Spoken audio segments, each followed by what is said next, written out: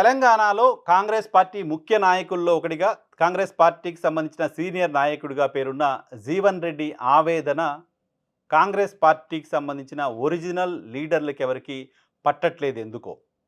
జీవన్ రెడ్డి కాంగ్రెస్ పార్టీకి సంబంధించిన ముఖ్య నాయకుడిగా ఉన్నాడు.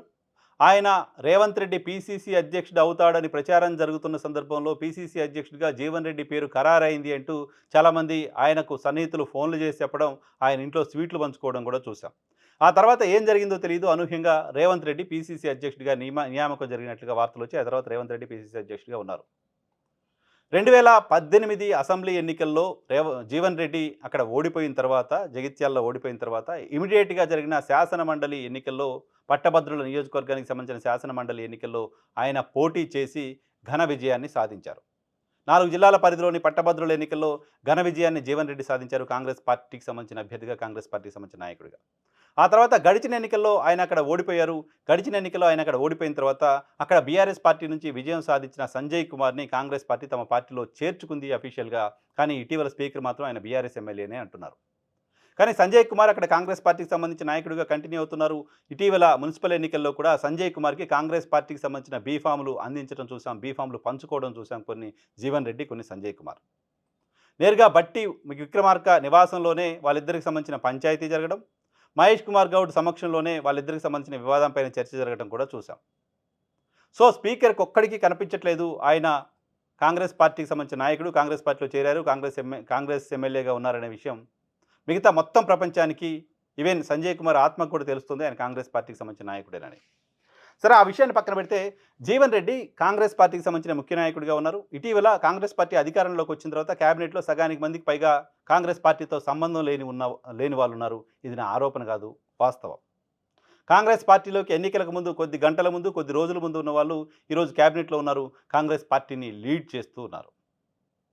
సో పార్టీలు మారడం, వ్యక్తులు కొత్తగా పార్టీలోకి రావడం, ఎన్నికల ముందుకు రావడం, వాళ్ళకి అవకాశాలు రావడం కొత్తేం కాదు, తప్పుపట్టాల్సిన అవసరం కూడా లేదు. అయితే కాంగ్రెస్ పార్టీకి సంబంధించిన నాయకులుగా, కాంగ్రెస్ పార్టీకి సంబంధించిన సిద్ధాంతాలు తెలిసిన వాళ్ళుగా, కాంగ్రెస్ పార్టీని అత్యంత వీక్‌గా కాంగ్రెస్ పార్టీ ఉన్న సమయంలో, కాంగ్రెస్ పార్టీకి రాష్ట్రంలో అసలు భవిష్యత్తు ఉందా లేదా అనే చర్చలు జరుగుతున్న సందర్భంలో కూడా కాంగ్రెస్ పార్టీ జెండా వదలకుండా, కాంగ్రెస్ పార్టీ కండవా దింపకుండా పనిచేసిన నాయకులకు కాంగ్రెస్ అధికారంలో ఉన్న సమయంలో కష్టాలు రావడం కాంగ్రెస్ పార్టీకి మంచిది కాదు.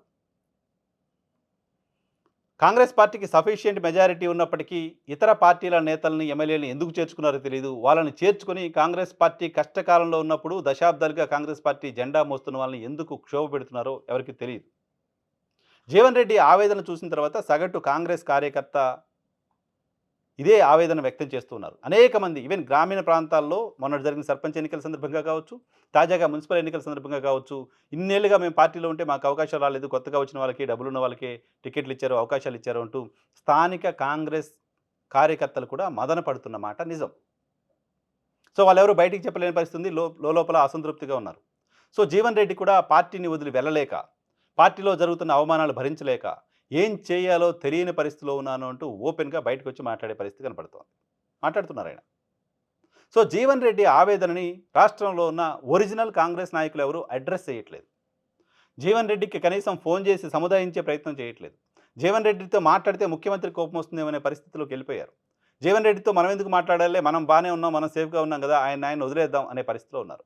జీవన్ రెడ్డి ఆవేదనని కాంగ్రెస్ పార్టీకి సంబంధించిన ఒరిజినల్ నాయకులు పట్టించుకోకపోతే, జీవన్ రెడ్డి ఆవేదనని కాంగ్రెస్ పార్టీ సిద్ధాంతం తెలిసిన వాళ్ళు అడ్రెస్ చేయకపోతే, జీవన్ రెడ్డి ఆవేదన ఏంటో కనుక్కునే ప్రయత్నం కాంగ్రెస్ పార్టీకి సంబంధించిన ముఖ్య నాయకులు చేయకపోతే, భవిష్యత్తులో కాంగ్రెస్ పార్టీ అధికారంలో లేని సమయంలో, కాంగ్రెస్ పార్టీ అధికారాన్ని కోల్పోవాల్సి వచ్చిన పరిస్థితిలో, మళ్ళీ అధికారం వచ్చే వరకు కాంగ్రెస్ పార్టీ జెండా పట్టుకుని నిలబడే నాయకులు ఎవరు మిగలరు కాంగ్రెస్ పార్టీకి. అధికారం కోసం చాలామంది పార్టీలోకి వస్తుంటారు. అధికారం పోగానే వెళ్ళిపోతుంటారు. అధికారమే పరమావధిగా పనిచేస్తుంటారు. పదవులే పరమావధిగా పనిచేస్తుంటారు. అవి కాకుండా కాంగ్రెస్ పార్టీ, కాంగ్రెస్ సిద్ధాంతం, కాంగ్రెస్ జెండా, కాంగ్రెస్ నాయకత్వం కింద పనిచేసే నాయకులు వాళ్ళు ఎప్పటికీ పార్టీ కోసమే ఉంటారు. పార్టీని వదిలి వెళ్ళడం అంటే ప్రాణాలని వదిలి వెళ్ళటంగా భావిస్తుంటారు. అటువంటి నాయకులు ఇంకా ఉన్నారు కాబట్టే కాంగ్రెస్ పార్టీ బ్రతుకుతోంది.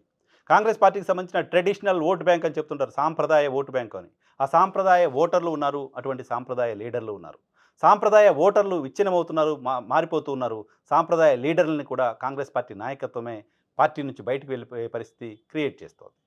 దీనిని కాంగ్రెస్ పార్టీ అధిష్టానం ముసుగుదని నిద్రపోతున్నట్టు కనపడుతోంది. ఇటీవల కొద్ది కాలంలో కాంగ్రెస్ పార్టీలో జరుగుతున్న పరిణామాలను బట్టి చూస్తే కానీ కాంగ్రెస్ పార్టీ అధిష్టానం కళ్ళు తెరవకపోతే, కాంగ్రెస్ పార్టీకి సంబంధించిన అధిష్టానం రాష్ట్రంలో ఏం జరుగుతుందో గమనించకపోతే, ఈ రాష్ట్రంలో ఉన్న ఒరిజినల్ కాంగ్రెస్ పార్టీకి సంబంధించిన నాయకులంతా జీవన్ రెడ్డి ఇష్యూ మనది కాదులే అని ఎవరి కాళ్ళు కూర్చుంటే, రేపు మీ దగ్గరికొచ్చినప్పుడు, మీకిదే పరిస్థితి వచ్చినప్పుడు, మిమ్మల్ని పలకరించేవాళ్ళు, మీతో కలిసి నడిచేవాళ్ళు, మిమ్మల్ని మేము వెనక ఉన్నామని చెప్పేవాళ్ళు ఎవరు ఉండరు. కాబట్టి కాంగ్రెస్ పార్టీ కోసం పనిచేస్తున్న నాయకులు, కాంగ్రెస్ పార్టీ సిద్ధాంతాలు తెలిసిన నాయకులు, కాంగ్రెస్ పార్టీ భవిష్యత్తు గురించి ఆలోచన ఉన్న నాయకులు జీవన్ రెడ్డి ఆవేదన ఏంటో వినండి. జీవన్ రెడ్డి బాధ కాంగ్రెస్ పార్టీలోని ఒరిజినల్ కాంగ్రెస్ పార్టీకి సంబంధించిన నాయకుల బాధ కూడా. ఆయన బాధ ఆయనకు పదవి రాలేదని కాదు కదా! ఆయన నియోజకవర్గంలో వేరే పార్టీకి సంబంధించిన ఎమ్మెల్యేని మీరు చేర్చుకొని, ఆయనకు కాంగ్రెస్ పార్టీకి సంబంధించిన కార్యక్రమాలన్నీ ఆయనకు ఒప్పజెప్పేసి, పార్టీని ఆయనకు ఒప్పజెప్పేసి, ఓ సీనియర్ నాయకుడికి సంబంధించిన కన్సెంట్ లేకుండా, ఆయనతో మాట్లాడకుండా, పార్టీని ఇతర పార్టీల నుంచి వచ్చిన వ్యక్తి చేతిలో పెట్టేసి, జీవన్ రెడ్డి ఉంటే ఉండు, పోతే పో తరహాలో కాంగ్రెస్ పార్టీ నాయకత్వం బిహేవ్ చేస్తున్న తీరు, ఆ పార్టీకి మంచి చేయదు భవిష్యత్తులో. గతంలో పొన్నాల లక్ష్మయ్య అంశానికి సంబంధించి రేవంత్ రెడ్డి మాట్లాడిన మాటలు కాంగ్రెస్ పార్టీకి నష్టం చేశాయి. ఈ వయసులో ఏం చేస్తావు, ఉంటే ఉండు, పోతే పో అంటూ పొన్నాల లక్ష్మయ్య గురించి ఆయన మాట్లాడడం చూసాం గతంలో. ఇప్పుడు జీవన్ రెడ్డి విషయంలోనూ నోటితో మాట్లాడకపోయినా యాక్షన్‌తో అదే ఆయన చెప్తున్నారు. బట్ కాంగ్రెస్ పార్టీ ఒక వ్యక్తి పార్టీ కాదు. కాంగ్రెస్ పార్టీ ఒక ఫ్రాంచైజీ కాదు. కాంగ్రెస్ పార్టీ ఒక వ్యవస్థ. కాంగ్రెస్ పార్టీ అన్ని అభిప్రాయాలున్న, డిఫరెంట్ ఒపీనియన్స్ ఉన్న నాయకుల సమూహారంగా ఉంటుంది. భిన్న ఒపీనియన్‌లున్న, నాయకత్వం వహించే వాళ్ళ పట్ల సానుకూలత లేకున్నా, వాళ్ళంటే ఇష్టం లేకున్నా కాంగ్రెస్ పార్టీలో కొనసాగే పరిస్థితి ఉండేది. ఎందుకంటే అధిష్టానం వాటన్నిటిని బ్యాలెన్స్ చేస్తా ఉండేది. పార్టీకి సంబంధించిన నాయకులంతా బ్యాలెన్స్ చేస్తా ఉండేవాళ్ళు. కానీ ఇప్పుడు ఆ పరిస్థితి కనిపించకపోవడం కాంగ్రెస్ పార్టీ మనుగడకు ప్రమాదం.